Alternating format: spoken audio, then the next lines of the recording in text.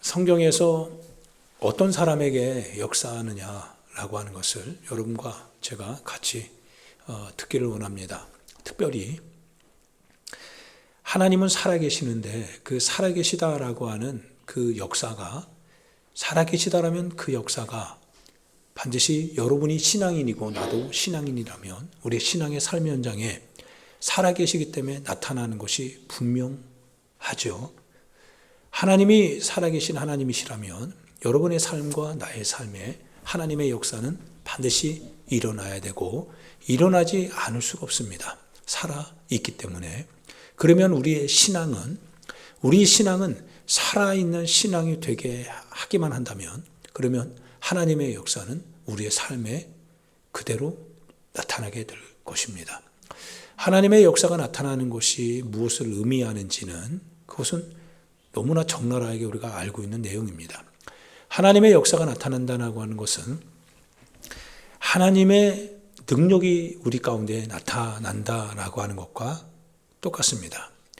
그러나 만약 내 신앙이 하나님의 역사가 살아있는 것은 하나님이 살아계시기 때문에 그러한데, 하나님은 살아계시고 살아있는 하나님의 역사가 분명히 있음에도 불구하고 만약 나의 신앙이 살아있지 않다고 한다면, 그러면 여전히 나는 살아계신 하나님의 역사와 관계없이 나는 내 자신이 죽은 신앙을 믿을 이유가 없습니다. 신앙은 죽어 있으니까. 그러면 내가 죽은 신앙을 따라 사는 게 아니라 반드시 나는 살아있는 내 현실을 따라 살아가게 될 것입니다. 그래서 이것을 현실주의다 이렇게 표현합니다.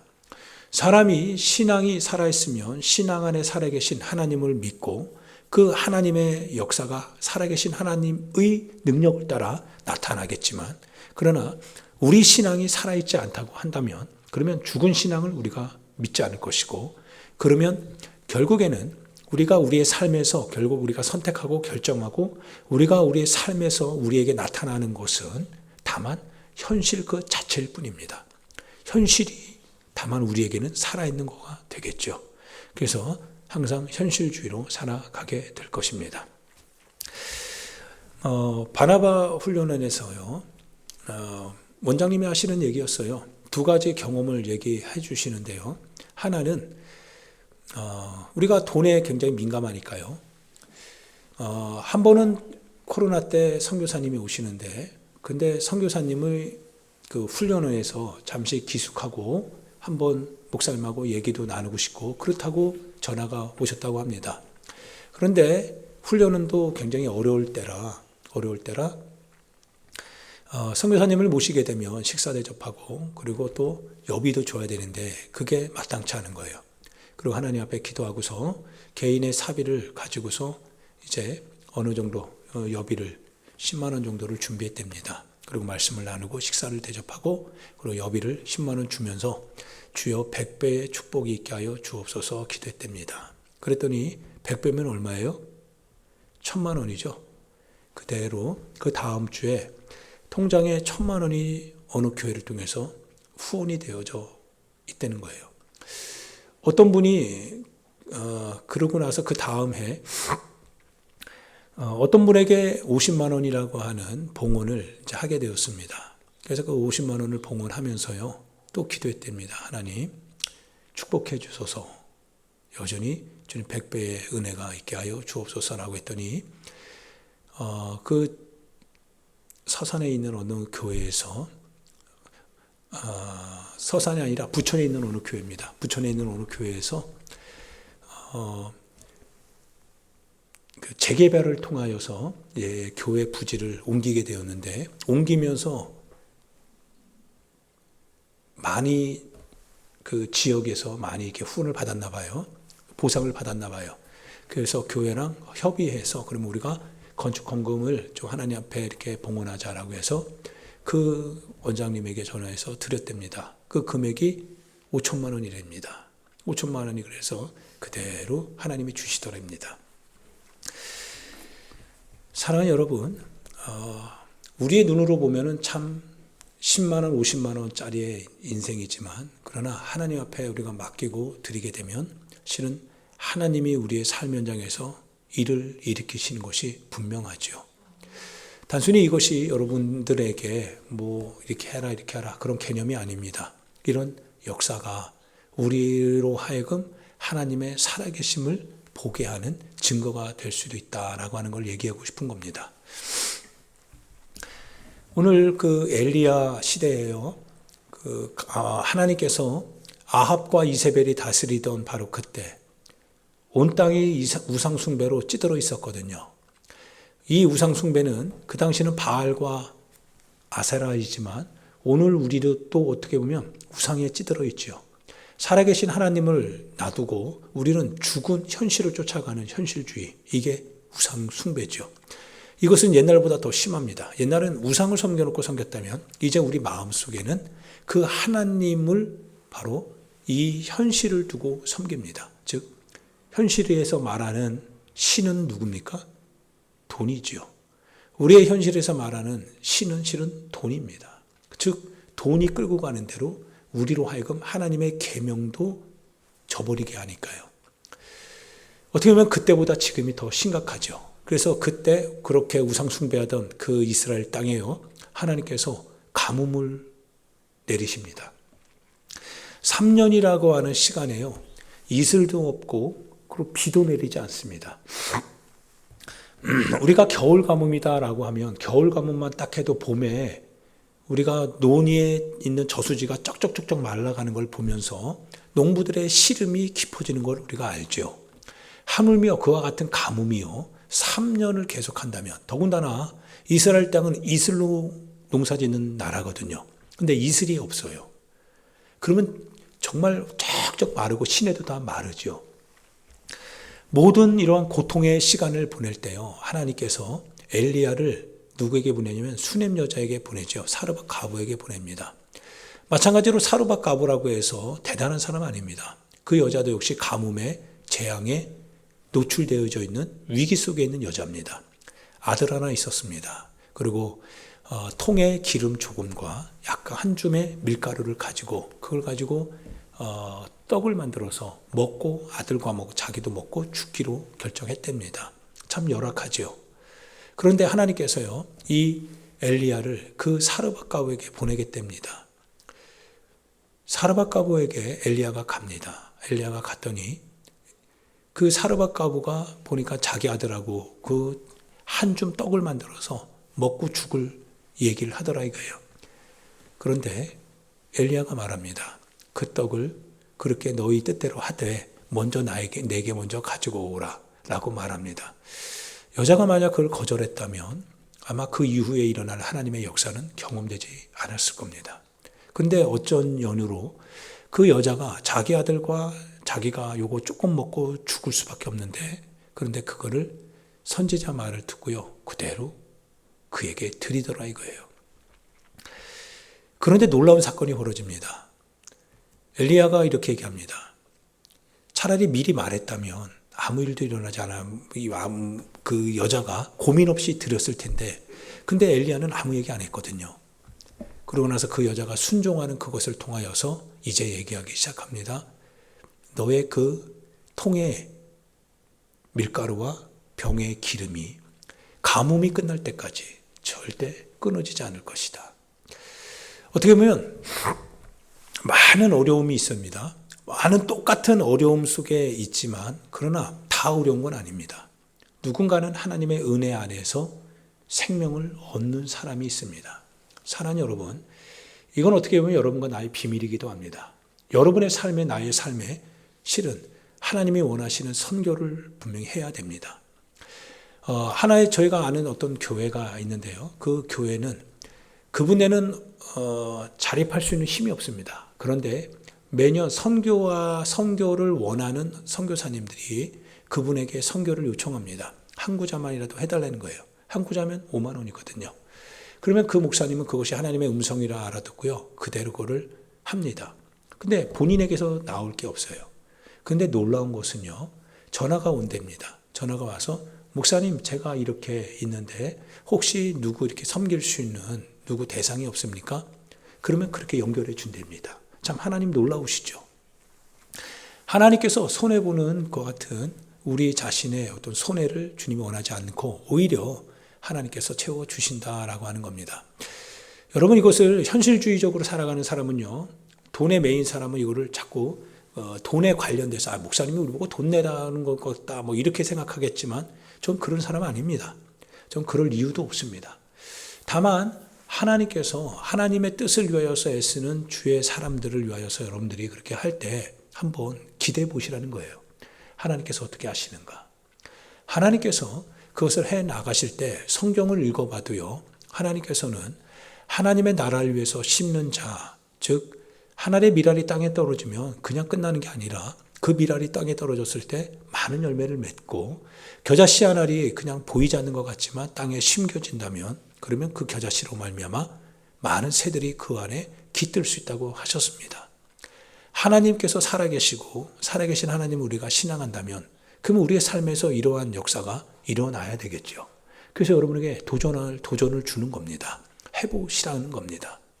해보지도 않고 하나님 앞에 은혜를 구하는 것이 아니라 내 자신이 한번 해보자는 거예요. 그래서 하나님의 은혜로 살자는 겁니다. 어차피 우리 광야 같은 인생 아닙니까?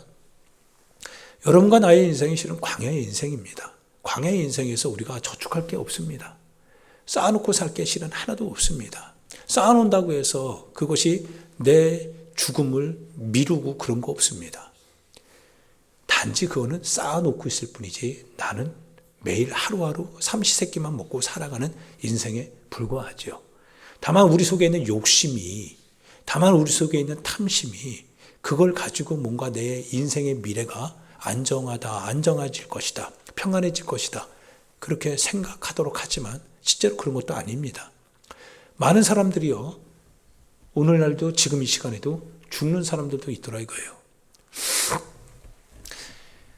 그러나 우리가 만약 우리에게 주시는 이와 같은 하나의 어떤 그 재물들을 가지고 이와 같이 주의 선교하는 일에 한번 섬긴다면 아마 그 선교하는 그 일에 대한 열매는 여러분의 삶에서 거두게 될 것입니다. 하나님은 정말 그걸 좋아하시는 것 같아요.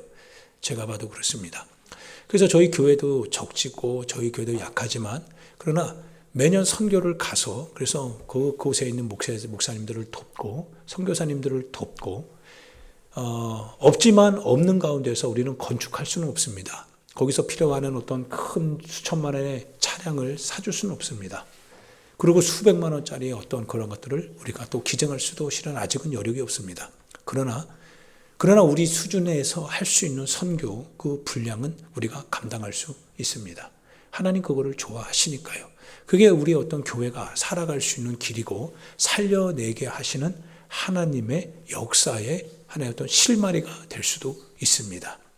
여러분의 가정도 마찬가지입니다. 여러분 자신도 마찬가지입니다. 반드시 여러분 선교하는 사람이 되십시오. 하나님의 복음을 위하여서 여러분의 가정이 선교하는 가정이 되시고 여러분 각자가 선교하는 사람이 되셔야 됩니다. 이것은 여러분 내 현실에서 내 주머니에 재정이 나가는 것은 사실입니다. 그런데요, 나간다라고 하면 비워질 것이고 비워진다고 한다면 하나님께서 채워주실 일이 있겠죠. 비우지 않으면 채워지는 건 없으니까요. 그리고 하나님께서 어떻게 하시는지, 실은 사르밧 과부에 대한 얘기가 그와 같은 거고요. 엘리사를 항상 공양했던 수넴 여자가 마찬가지였고요. 그리고 복음을 위해서 애쓰고 수고했던 많은 사람들의 그와 같은 자비를 통하여서 선교했던 그들의 모습이 결국 하나님의 역사를 이루어 나갈 때 그들의 이름도 기억되어졌던 것도 사실이거든요. 그와 같은 섬기는 선교의 봉헌이 없다면 하나님의 복음도 전파되어질 수 없었기 때문에, 그렇다면 성경은 역사는 계속 반복이 돼야 되니까 오늘의 우리가 선교의 필요성을 느끼는 지금 이 시대에도 그러면 그때 그와 같은 사람이 복음을 위하여서 보이지 않는 가운데서 섬겼던 그와 같은 모습이 실은 여러분과 나, 우리 교회와 어떤 또 다른 교회가 계속 그 역할을 위하여서 우리가 이 걸음이 되어져 갈 때 그때 복음은 아마 확장되어져 갈 것이 분명합니다. 할렐루야. 이 일을 위하여서 실은 여러분들이 재정을 하나님으로부터 구하는 것이고 이렇게 될 때 하나님의 재정이 여러분에게 충분히 공급될 수 있게 되겠지요. 할렐루야. 그래서 이 사건을 보면서요, 이 가뭄이 일어나는 사건을 통해서 예수님도 그 말씀을 하셨습니다. 신약에 와서 예수님이요, 고향 사람들은요, 알면서도 하지 않았습니다. 그죠? 고향 사람들은 예수님을 너무 잘 알았어요. 그래서 예수님을 받아들이지 않았습니다. 하나님의 역사를 우리는 너무나 잘 알고 있기 때문에 우리가 우리의 삶에서 그대로 하나님의 열매가 나타나느냐? 그러지 않습니다. 왜 그러면 몰라서 나타나는 게 아니라 너무 잘 알고 있기 때문에 순종하지 않아서 나타나지 않는 것이다. 이렇게 말할 수밖에 없습니다. 예수님께서 고향 사람들에게 갔더니요, 고향 사람들이 그가 그리스도라고 하는 사실을 타지방에서 믿습니다. 이방인은 더 믿습니다. 그런데 고향 사람들은 안 믿어요. 왜냐하면 너무 잘 알고 있는 거예요. 너무 익숙하게 목사님으로부터 듣고 있고, 너무 익숙하게 교회 생리에 대해서 알고 있고, 너무 익숙하게 우리가 우리의 삶에서 일어나는 여러 가지 사람들에 대한 이야기를 너무 잘 알고 있기 때문에 오히려 그것으로 위안을 삼지만 자신이 그 행동을 하는 결정을 하진 않더라 이거예요. 그러다 보니까 놀라운 일이 벌어지는 것은 예수님께서 이런 말씀을 하십니다. 사르밧 과부가 있었지 않느냐. 이스라엘 땅에 가뭄이 있을 때, 고통하던 그때 하나님께서 엘리야를, 이스라엘 땅에도 많은 사람이 있었지만, 많은 과부가 있었지만, 그러나 하나님이 누구에게 그 엘리야를 보냈더냐?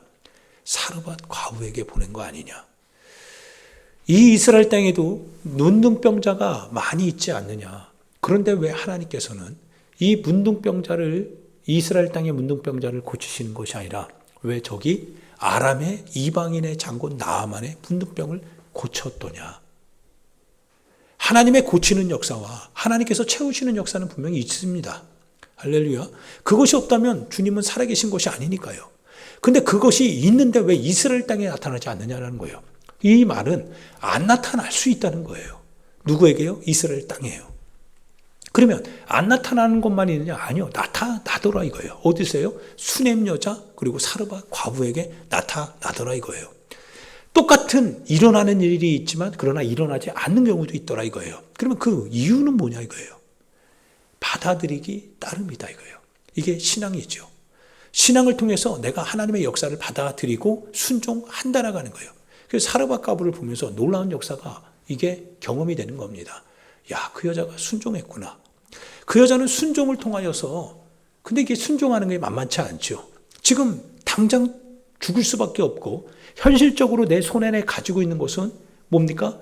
한 끼도 안 되는 식사 양이거든요. 누군가가 나에게 주지 않으면, 현실적인 그와 같은 자본의 논리에 의하면 누군가가 나에게 주지 않으면, 내가 벌지 않으면, 내가 가지고 있지 않다면, 그렇다면 지금 나가는 거 채워줄 수 있는 방법은 없는 거거든요. 이게 우리가 살아가는 삶의 방식이지요. 그런데 그 여자는 하나님의 방식에 순종했습니다. 그러고 나서 놀라운 하나님의 방식이 그녀에게 대답으로 주어졌죠. 가뭄이 끝나는 날까지 결코 줄이는 일이 없을 것이다 이거예요. 왜요?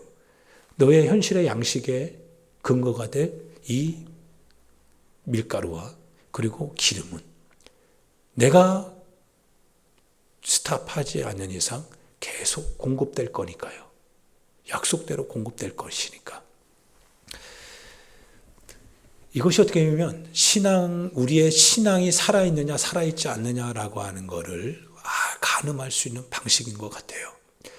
너가 신앙인이라면, 하나님 나 신앙인인데요, 나 하나님을 믿는데요 라고 말하는 그 믿음에 대하여서 정말 그 믿음이 살아있는지 살아있지 않는지에 대해서 만약 판단하신다면 판단하시겠죠. 그러면 우리의 어떤 순종의 모습으로 판단이 될 겁니다. 순종이 안 되는 것은 믿음이 안 생기기 때문에 그러죠. 그럼 믿음이 없는 거잖아요. 그래서 내가 그걸 믿는다면요, 순종하게 될 겁니다. 할렐루야. 하나님께서 그래서 여러분의 삶과 여러분의 가정과 여러분 각자에게 그리고 우리 교회에게 이와 같은 일들이 있기를 원합니다. 특별히 여러분 푼돈 아끼느라고 주님 앞에서 죄짓지 말고 푼돈 때문에 여러분을 향한 하나님의 비전이 축소되지 않기를 부탁드립니다. 가급적 여러분들 계속 비전을 키워가시기 바랍니다. 여러분, 큰 걸 얻기 위해서 푼돈은 항상 뭐가 되냐면 미끼가 돼야 됩니다. 큰 고기를 잡으려면 이 미끼를 던져야 됩니다.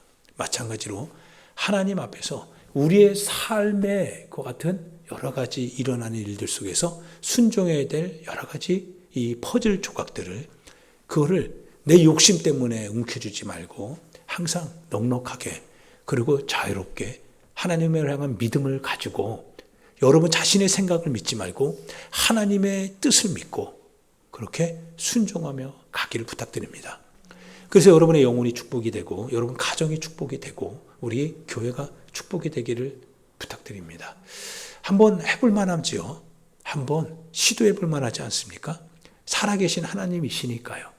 살아계신 하나님이시니까 그 하나님이 역사 안에서도 그렇게 하셨다라고 성경을 통해서 수천 년 동안 읽게 하셨으니까 시도해 볼 만함직 않더냐 이거예요.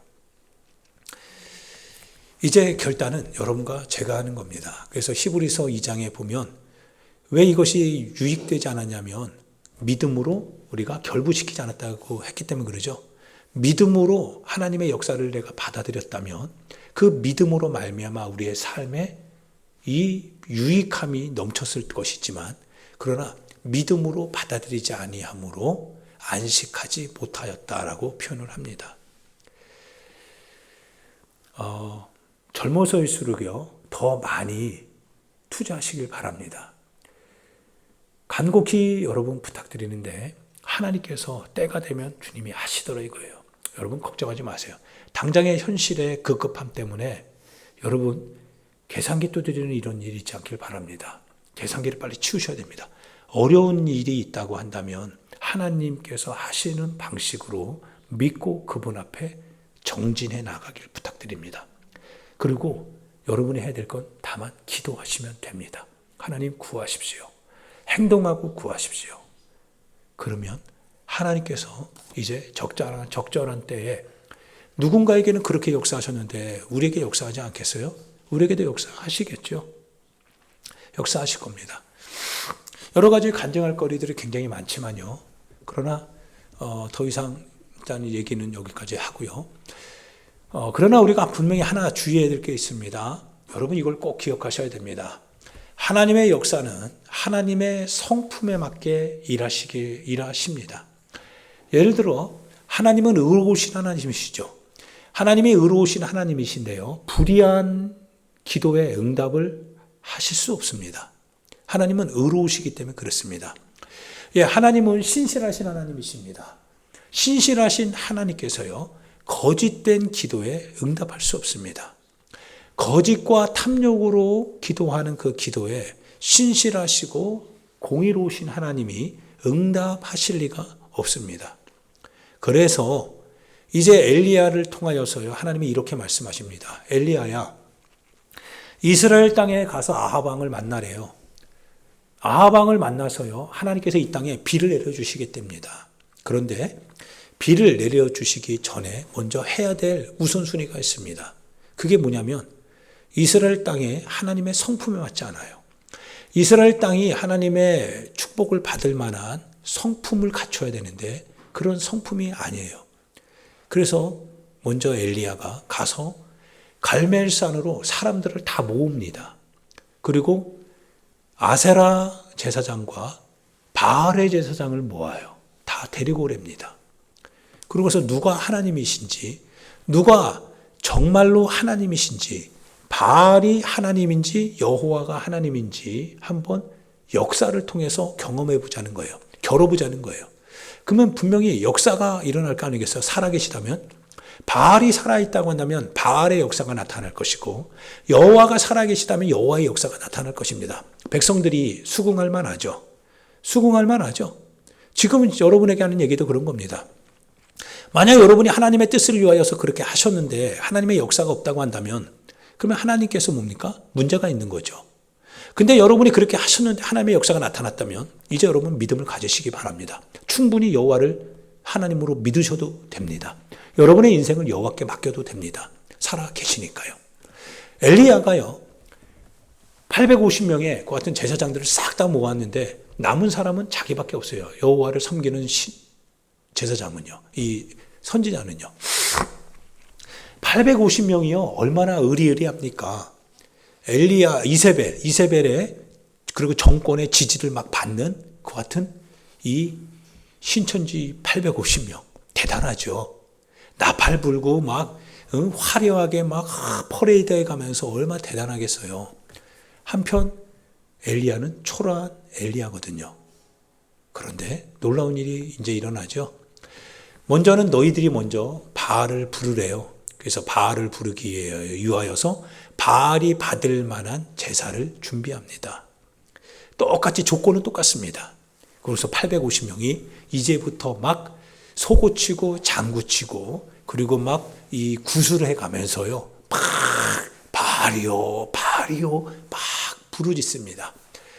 아침 일찍부터 해가 뉘어뉘어 넘어가는 지점까지 안 되니까 자신의 몸을 막 칼로 이렇게 베어가면서 피를 쏟아가면서 그러면서 우리의 정성을 받아달라는 거예요. 임하여 달라는 거예요. 그런데 죽은 신은 응답할 수가 없죠. 죽은 신은 응답이 안 됩니다. 응답이 없어요. 엘리야가 조롱합니다. 그리고 백성들을 모읍니다. 백성들을 다 자기 주변에 모읍니다. 이제 너희들이 결정하랍니다. 우리들을 향한 얘기입니다. 누가 하나님이냐? 너희 손에 쥐고 사는 그게 하나님이냐? 아니면 우리가 믿는 성소의 여호와가 하나님이냐? 결정하자 이거예요. 왜 너희가 손에 움켜쥐는 그것을 따라 사는 것은 너희들이 그렇게 기꺼이 행하거든. 전능하신 하나님의 말씀을 따르는 이 삶에 대해서는 왜 너희가 이렇게 인색하느냐 이거예요. 하나님이 너희들의 삶을 이끌어준다라고 하는 그와 같은 이 성경의 말씀을 들으면서도 너희들의 손에 쥐고 사는 그 현실의 그 재물에 대해서는 너무나 민감하게 반응하면서 왜 하나님의 말씀 앞에 순종하는 것은 그렇게 더디느냐 이거예요. 너희들이 누가 하나님인지를 한번 이제 경험하라는 거예요. 누가 하나님이냐? 누가 하나님이냐? 그리고 순종하자는 거예요. 불러 모읍니다. 그러고 나서 이방 제사장들은요, 불이 탈 수밖에 없도록 갑작스럽게 뭐예요? 불씨가 하나 딱 나와서 불이 탈 만큼 아주 건조하게 만들어야 되잖아요. 아마 그렇게 했을 거예요. 그런데 엘리야는 오히려 물을 갖다 들이붓습니다. 물을 아예 갖다 쫙 들이부니까 불씨가 와도 불을 타질 못해요. 그죠? 이거는 하나님이 하지 않으면 안 되는 거예요. 그러고 나서 기도하기 시작합니다. 여호와 우리 하나님이요. 여호와 우리 하나님이요, 이스라엘의 하나님이요, 이스라엘 민족이 찾는 하나님이시요. 주님이 우리 여호와가 우리 하나님이신 것을, 그리고 내가 하나님의 종이라고 하는 사실을 이 백성에게 알게 하여 주옵소서. 알게 하여 주옵소서. 하나님이 살아계시지 않는다면 역사가 나타나지 않을 겁니다. 그런데요, 사르밧가브를 살리신 그 하나님께서요, 하늘에서요, 불이 떨어집니다. 불이 얼마나 심각하냐면요, 그 또랑이 있잖아요. 또랑에 물을 흥건히 채워놓는데 그 불이 그거를 싹 다 살라버려요. 그리고 송아지를 뭡니까? 물에 젖은 촉촉하게 쭉 쳐진 그 송아지 소를 그대로 불로 확 살라그니까요. 얼마나 무섭습니까? 무섭죠. 백성들이요, 소스라치게 놀라면서 탁 머리를 숙이고 무릎 꿇지 않을 수가 없어요. 여호와가 하나님이십니다. 여호와의 제단이 무너졌었거든요. 그 무너진 여호와의 제단을 쌓습니다. 그리고 이제 이세벨과 함께 했던 여러분의 삶에서 이세벨이 아마 자리할 수 있을 수 있습니다. 여러분의 삶의 현장에서 이세벨 그리고 아합과 같은 우상숭배하도록 여러분을 그렇게 만들어낸 그 제사장들 싹 다 잡아가지고요, 기손 시냇가에서 싹 다 죽입니다. 그래서 이제 어떤 일이 벌어집니까? 하나님께서 약속을 하셨잖아요. 이 땅 가운데 하나님이 비를 내려주신다고 하셨거든요. 그럼 비가 내려야 됩니다. 3년 동안요, 쩍쩍 갈라져 있는 땅이었습니다. 아무리 제사를 지내고 아무리 기우제를 해도요, 비 한 방울 내리지 않는 걸 어떡합니까? 3년 동안이나. 그런데 엘리야가 아방을 보내면서 이렇게 얘기합니다. 왕이시여, 올라가십시오. 그리고 큰 비가 있을 테니까 큰 비 맞을 거를 준비하고 마차를 잘 채비 갖춰서 가십시오. 3년 동안 비가 안 내렸는데요. 그러고 나서 이제 엘리야가 하나님 앞에 기도합니다. 사랑하는 여러분, 믿음으로 기도하셔야 됩니다. 현실은 3년 동안요, 비 한 방울 내리지 않는 그것은 땅입니다. 우리의 현실이 메말라 있습니다. 역사가 없습니다. 사람도 없습니다. 도움을 구할 수 있는 방법도 없습니다. 그런데요, 이제 엘리야는요, 하나님을 믿고 기도합니다. 마지막 실은 보루이면서도 절대적인 열쇠거든요. 엘리야가 어떤 심정으로 기도하는지요, 자신의 머리를요, 무릎 사이에다 탁 쳐박습니다. 꽁이 마치 땅바닥에다가 쳐박듯이요, 온몸이 그냥 둥글둥글하게 만들어진 거죠. 하나 뚝 만들어집니다. 간절하게 주님 앞에 기도합니다. 그리고 게하시에게 이렇게 말합니다. 저기 끝으로 한번 가라. 가서 저 지중해에서 혹시 뭐가 나타나는지 봐라. 보냅니다. 보냈더니 아무것도 나타나지 않아요. 사랑하는 여러분, 우리가 기도했다고 해서요, 바로 나타나지 않을 수 있는 거죠. 아무 역사가 일어나는 것 같지가 않아요. 근데요, 엘리야가 또 계속 기도합니다. 7번을 계속 기도했겠죠. 그러고서 7번까지 이제 게하시를 보냅니다. 게하시도 생각을 했을 거예요. 에이, 지금까지도 안 되는데 뭐 7번 간다고 해서 되겠어? 에이, 막 시시시시 거리면서 아마 갔을 거예요. 그런데 엘리야는요, 믿었습니다. 엘리야는 분명히 하나님께서요, 약속하신 것을 이루실 것을 믿었습니다. 그리고 믿었기 때문에 기도했습니다. 7번째 딱 될 때 어떤 일이 벌어집니까? 기가 막혀가지고요, 진짜 기가 막히죠? 그냥 조그만 조각구름 하나가 오는 거예요. 조각구름. 이스라엘 땅이요, 조각구름이 아니라 엄청나게 폭풍 후 허리케인 스콜 같은 그와는 이 강우가 쏟아져도 시원찮을 판에 조그만 조각구름 하나가 딱 떴는데요. 놀라운 것은 엘리야가 됐다는 거예요. 믿음이라고 하는 게 그런 것 같습니다. 우리의 삶의 문제는 굉장히 큰데요, 하나님이 조각구름 하나 딱 떼어도 해결이 된다는 거예요. 참 재밌죠. 우리는 이 큰 문제가 일어날 것에 대한 염려와 근심 때문에, 그래서 우리는 뭐예요? 더 현실을 꽉 움켜잡지 않습니까? 더 많은 것을 가지려고 하지 않습니까? 더 많은 탐심 속에서 우리는 살려고 하지 않습니까? 그런데 신앙은 다르더라 이거예요.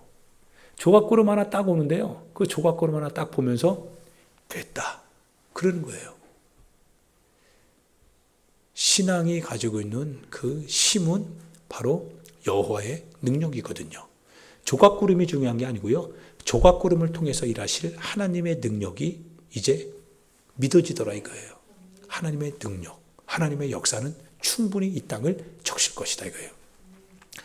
그런데 정말 믿음대로요, 정말 놀라운 일이 벌어집니다. 이 조각구름이요, 오면서 점점 이렇게 가까이 오는데요, 막 바람이 불기 시작하네요. 비바람 있잖아요. 막 비가 올 것 같은 바람. 바람이 확 불어오면서 갑자기 조각구름이요, 큰 먹구름을 막 끌고 오는 거예요. 막 엄청나게 먹구름을 끌고 옵니다. 마중물이라고 하는 게 있죠. 조각구름이 마중물 역할을 했던 것 같아요. 여러분, 우리 삶에 이 큰 비가 필요한 사람이 있지요. 나도 그렇고 여러분도 그렇고 그렇습니다. 사람이 좁쌀만큼 살고 싶진 않아요. 하나님이 쓰실 만큼 그러한 사람이 되고 싶습니다. 하나님의 함량만큼 정말 사용되고 싶어요. 그러면 반드시 하나님이 일하실 마중물이 필요합니다. 아무것도 뿌리지 않고서 내가 거둘 수는 없는 거거든요. 여러분, 그래서 뿌리셔야 됩니다. 심으셔야 돼요. 이제 그 작은 구름이요, 이스라엘 온 땅을 푹 적시고도 남을 만큼, 그래서 홍수가 날 수밖에 없을 만큼 엄청난 비를 뿌려댑니다. 한순간에 다 끝나요. 3년치의 가뭄을. 대단하죠. 대단합니다. 우리는 여기서 이런 얘기를 해야 됩니다. 하나님께서 절대 먼저는 비를 갖고 오지 않습니다. 우리의 가뭄에 대한 그와 같은 상황을 우리가 알기를 원합니다. 그 부분에 있어서 우리가 하나님 앞에 회개하기를 아마 원하시는 것 같아요. 여러분의 삶에 있어서 무너진 재단, 근데 그 무너진 재단과 상관없이 살아가는 우리의 어떤 삶의 현실의 우상숭배에 대해서 하나님 그거 해결하기를 원하시는 것 같아요. 이거 해결하지 않으면 비는 없습니다. 비는 준비되어져 있지만, 그러나 무너진 주님의 재단을 수축하고 내가 섬겼던 바알과 아세라 우상들, 이 세상의 재물에 관련된 모든 일들에 대해서 내가 그를 회개하지 않으면 주님의 작은 구름은 뜨지 않을 것이다라는 사실입니다. 하나님의 역사를 경험하기 위해서는 하나님의 역사가 일어날 만한 성전이 되어줘야 됩니다. 우리 자신이 그렇게 되어줘야 한다라고 하는 뜻입니다. 여러분, 우상은 뭐뭐 있습니까? 어떻게 보면 우상은 우리 삶에서 굉장히 가깝게 있을 수도 있습니다. 첫 번째는 말씀했지만 예수님이 산상수훈에도, 그리고 제자들도 거듭거듭 우리에게 디모데를 향해서도 말씀하고 야고보에서도 말씀되어지고 모든 것이 말씀되어지는 바, 첫 번째는 돈입니다. 돈이 우리의 우상입니다. 돈이라고 하는 것이요, 결국은 성서에서 가장 경계하고 있습니다. 많은 사람들이 부하고자 하는 중에 그 마음의 미혹을 받아서 믿음에서 떠났다라고 얘기합니다. 믿음에서 떠나는 건 돈이랍니다. 일만하게 뿌리가 되는 것이 무엇이냐? 돈이랍니다. 돈이 우상이 됩니다. 그래서 아나니아와 삽비라가요, 하나님의 교회가 부흥하고 번성할 때 그 땅을 팔면서도 그 땅을 숨기고 거짓말을 하더라 이거예요. 첫 번째는 재물입니다. 산상수훈에서 그래서 예수님이 말씀하십니다. 사람이 두 주인을 섬길 수 없나니 하나님과 재물을 겸하여 섬길 수 없느니라. 내 보물이 있는 그곳에 너의 마음도 있느니라. 주님을 속일 수 없다는 겁니다. 주님이 아신다는 거예요. 우상 섬기는 거 주님 원하지 않습니다. 출애굽기에서 주님이 1계명부터 4계명까지 내가 너를 애굽 땅에서 건져낸 너희 하나님이지 절대로 우상이 너희를 건져내지 않는다. 그래서 내가 너희에게 말하노니 나 외에 다른 신들을 내 곁에 두지 마라. 내 이름을 세상적인 것과 맞바꾸지 마라. 하나님의 이름 높여라. 너를 위하여 새긴 우상, 네 안에 마음속에 있는 너의 삶의 문제에 대한 대답이 될 것이라고 하는 그 우상들, 너를 위하여 새긴 우상을 만들지 말라. 위로 하늘에 있는 것이나 아래로 땅에 있는 것이나 땅 아래 물속에 있는 어떤 것이라도 절대 너를 위하여서 하나님 아닌 다른 것이 우상되지 않도록 만들지 말라.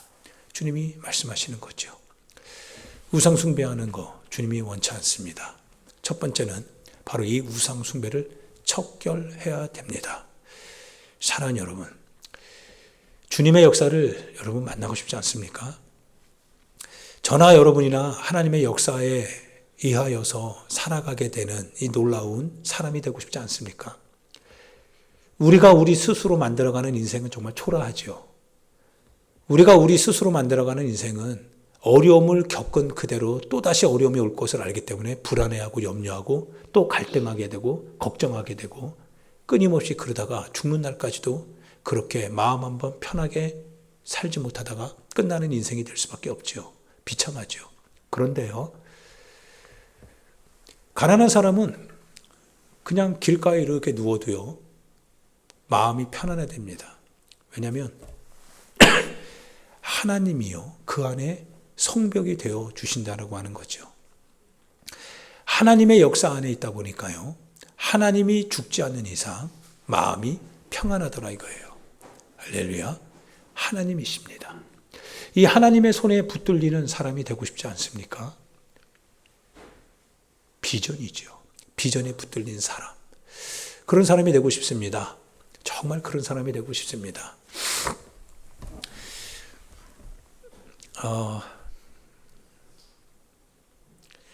제 개인적인 마음에는요, 저는 작은 교회 목사이고, 그리고 이렇게 목양을 하는데도 많이 좀 부족한 것이 있습니다.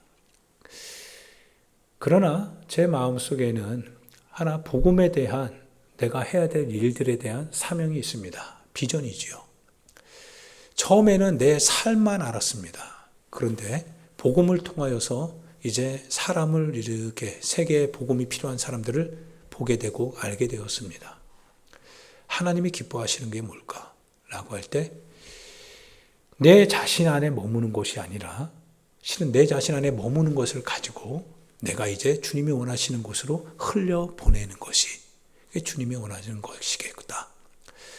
그러면 나만 그만 살고 나는 죽고 그런 게 아니라 그가 살고 또한 그를 살리기 위해서 주님이 나도 살려주시더라 이거예요. 하나님의 놀라운 기가 막힌 재정의 원리이지요. 이게 바로 선교인 거죠. 레위기에 보면 신명기에 보면 바로 하나님의 계명에 대한 이야기, 이웃에 대한 이야기가 쭉 나열되어 있습니다. 네 마을에는 가난한 사람, 고아와 과부, 나그네가 그리고 레위인이 없지 않다. 너는 너에게 있는 것을 가지고 그들을 위하여서 섬겨야 된다. 그들로 하여금 걱정하지 않도록 그렇게 섬겨야 된다. 그리하면 내가 너의 삶의 지경을 넓힐 것이고 너에게 있는 모든 가축에게서 낙태되는 일이 있지 않게 될 것이며 너희가 너희의 곡식을 뿌리게 되면 거두지 못하는 일이 있지 않게 될 것이다. 하나님의 약속의 전제는 바로 내 이웃을 살피라고 하는 뜻이었습니다. 그렇게 할 때 바로 하나님께서 우리를 복주시고 그 마을을 복주시더라 이거예요. 사랑하는 여러분, 바로 이게 어떻게 보면 우리가 하나님을 믿기 때문에 우리의 삶의 현장에서 내 팔을 벌려야 될 이유이기도 합니다. 주님과 우리의 관계가 수립되어져 있다면 이제 그 하나님과 우리의 관계를 내 주변으로 열어보시면 놀라운 일이 이제 있게 될 것입니다. 할렐루야. 우리 각자의 상황이 하나님 앞에 고백되어지길 원합니다. 여러분이 하나님 앞에 기도하시면 좋겠습니다. 먼저는 엘리야가 했던 것처럼요. 이스라엘 땅에 비가 필요합니다. 그러면 비가 필요한 그 땅이 바로 여호와의 땅이 될 수 있도록 여호와의 능력을 힘입을 땅이 될 수 있도록 그 땅의 모든 아세라와 바알의 신상을 제거해야 됩니다. 우리 속에 있는 하나님보다 더 앞세우는 그와 같은 모든 우상에 대해서 그걸 반드시 제거해내야 됩니다. 그러고 나서 이제는 여러분과 제가 하나님 앞에 기도해야 됩니다. 하나님 앞에 무릎을 꿇고 기도하셔야 됩니다. 그리고 구하셔야 됩니다. 하나님의 움직임이 나타나기만 하면 그 작은 하나님의 움직임이 실은 우리의 모든 것 같은 이 곤경에 대한 대답이 될 것입니다. 그분은 우리를 풀어 살리시는 하나님이시니까요. 그분이 우리에게 구원을 주시는 바로 살아계신 여호와 그분이시니까요. 그 움직임이 포착될 때까지 우리는 하나님 앞에 기도해야 될 책임이 이제 뒤따르게 됩니다. 기도합시다. 기도합시다. 여러분, 작은 조각구름 하나 그거 가지고 뭐가 되느냐가 아니라 바로 기도하여서 응답받는 것이 작은 조각구름이라면 주님이 그 구름을 통해서 하시겠다라고 하는 그 주님의 선언이시니까 그 조각구름이 뜰 수 있도록요. 우리가 7번까지 계속 기도하셔야 됩니다. 할렐루야. 이제 우리 같이 하나님의 말씀을 생각하면서요. 하나님 앞에 기도합시다. 가장 큰 적은 문제를 일으키는 가장 큰 적은 바로 여러분 자신 안에 있는 어떻게 보면 우상일 수 있습니다. 여러분 자신 안에 감춰져 있는 현실에 대한 우상, 반드시 척결해야 됩니다. 그리고 하나님께서 어떻게 일하시고 역사하시는지를 이제 기대하셔도 됩니다. 하나님은 작은 조각구름 하나만 가지고도요, 하나님 하십니다. 그분이 50만 원 줬더니만 5천만 원이라고 하는 돈을 기증받았듯이 10만 원이라는 돈을 가지고 그렇게 했더니만 그 작은 조각구름 안에서 하나님이 1,000만 원이라고 하는 돈을 기증해 주셨듯이, 또한 13억이라고 하는 빚을 청산해야 되는데 그 갈 길이 없을 때 하나님께서 그 13억이라고 하는 돈을 해결해 주셨다고 합니다. 한순간에 주님이 그걸 10년 동안 해결하지 못했는데, 그러나 한순간에 주님이 그거를 싹 다 해결해 주시니 그 마음이 평안해졌다라고 표현합니다. 그분의 하나님이 우리의 하나님이죠. 여러분의 하나님이 바로 그에게서 이루 역사하셨던 그분, 바로 그 하나님이십니다. 그분을 우리 가운데 우리의 삶의 현장으로 모셔야 됩니다. 모시려면 먼저 제단을 헐어야 됩니다. 이방인의 제단을 헐고요, 세상 삶의 제단을 헐고요, 재정의 제단을 헐고요, 재물에 사로잡혀 있는 그와 같은 우상의 재물을 헐고요, 여호와를 섬기는 제단을 다시 수축해 가야 됩니다. 여호와의 제단을 쌓아야 됩니다. 하나님의 말씀대로 살겠노라고 하는 순종의 제단, 하나님의 이름을 높이겠다라고 하는 그와 같은 찬양하는 제단을 여러분의 삶의 현장에서 이제 쌓아가야 됩니다. 그리고 기도하시길 부탁합니다. 하나님 앞에 역사해 달라고요. 3년 동안이나 감으로서 고통하던 이 땅에 하나님 주여 비를 허락하여 달라고요. 비를 허락하시되 큰 비를 허락하여 달라고요. 큰 비를 담고 있는 그것이 작은 조각구름이라 할지라도 그러나 큰 비가 내리게 달라고요. 우리 같이 주여 하나님 앞에 부르고요, 하나님 앞에 기도하도록 하겠습니다.